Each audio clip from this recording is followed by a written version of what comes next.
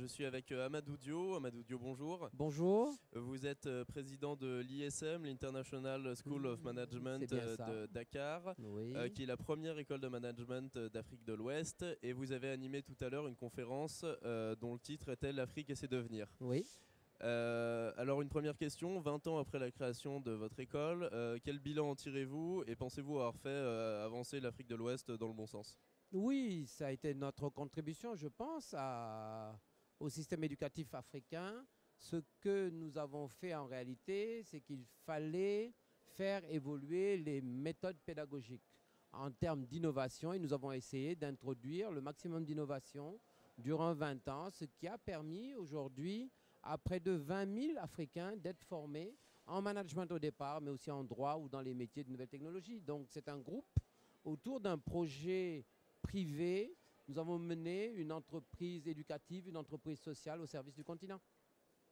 D'accord. Votre école, elle se donne pour objectif de former une nouvelle génération de managers et de leaders africains. En ce moment, il y a un grand projet qui est en train de se monter en Afrique de l'Ouest, c'est le projet Blue Line, 3000 km de chemin de fer, 2,5 milliards d'euros, 5 pays traversés. Et pourtant, c'est un certain Vincent Bolloré, industriel français, qui est à la tête de ce projet. Est-ce que le projet Blue Line, ça n'aurait pas dû être un projet africain? Alors, je suis plus nuancé. D'abord, aujourd'hui, je refuse que l'on compartimente les acteurs. Vincent Bolloré est certes français, mais sa relation avec le continent africain ne date pas d'aujourd'hui. C'est un groupe qui est présent. Il a racheté des entreprises qui existaient déjà depuis très longtemps. C'est un acteur comme un autre aujourd'hui sur le continent. C'est un acteur qui est apprécié et qui évolue. Il peut avoir ses détracteurs et ses amis, comme tout acteur. Que ce soit lui ou quelqu'un d'autre, pour nous, notre souci majeur est que ce soit fait en termes d'infrastructure. Y avait-il des Africains en mesure de le faire? Je pense que oui, mais les États font leur choix, tenant compte de divers critères. Mais je ne ferai pas un blocage sur le fait que ce soit un Français ou un non-Français qui ait mené ce projet-là. Quel rôle aujourd'hui vous pensez que les élites africaines ont dans le développement de l'Afrique, aussi dans la démocratie sur le continent? À tous les niveaux, les élites interviennent. Il faut juste qu'elles ne soient pas sourdes et aveugles. Il faut qu'elles sentent véritablement, parce qu'il ne s'agit pas de jouer la carte de la représentation.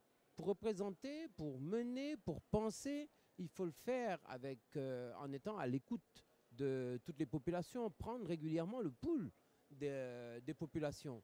Et aujourd'hui, où est-ce que ça vit véritablement? Je veux bien que les élites interviennent, mais l'Afrique, c'est quoi aujourd'hui? L'Afrique aujourd'hui, ce sont des femmes qui dessinent l'Afrique de demain. Ce sont des jeunes qui dessinent l'Afrique de demain. Et c'est cela qu'il nous faut mettre véritablement en exergue si on veut avoir une idée un peu plus précise de ce que deviendra notre continent demain.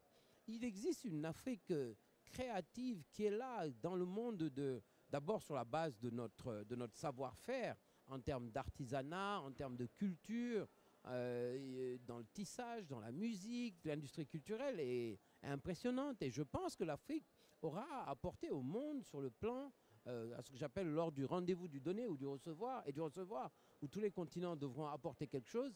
L'Afrique apportera ses valeurs et ses industries culturelles certainement. Et il ne s'agit pas seulement de dire une élite. Alors en termes de gouvernance, vous avez posé la question de la gouvernance.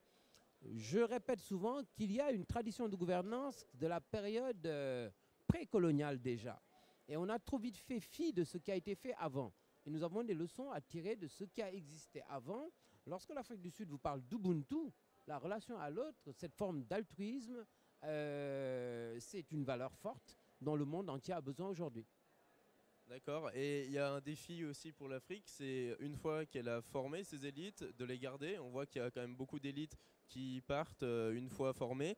Comment l'Afrique garde ses élites? Même sujet. Aujourd'hui, il y a une diaspora africaine qui est là à travers le monde, mais ça ne veut pas dire que cette diaspora ne contribue pas au développement du continent. Les mouvements, les migrations vont être fortes. Vous avez vu le nombre de Chinois qui arrivent aujourd'hui sur le continent. Vous avez vu ce que mon ami aîné Achille Bembe appelle la créolisation du continent. Ça va être un continent métis. Et la civilisation de l'universel, ce sera une civilisation métisse. L'Afrique doit apprendre à s'ouvrir. Elle est prête. Le monde doit apprendre à aimer et à connaître l'Afrique. Et c'est peut-être là que les autres continents ne sont pas prêts. Très bien. Merci Amadou Diop. Merci à vous.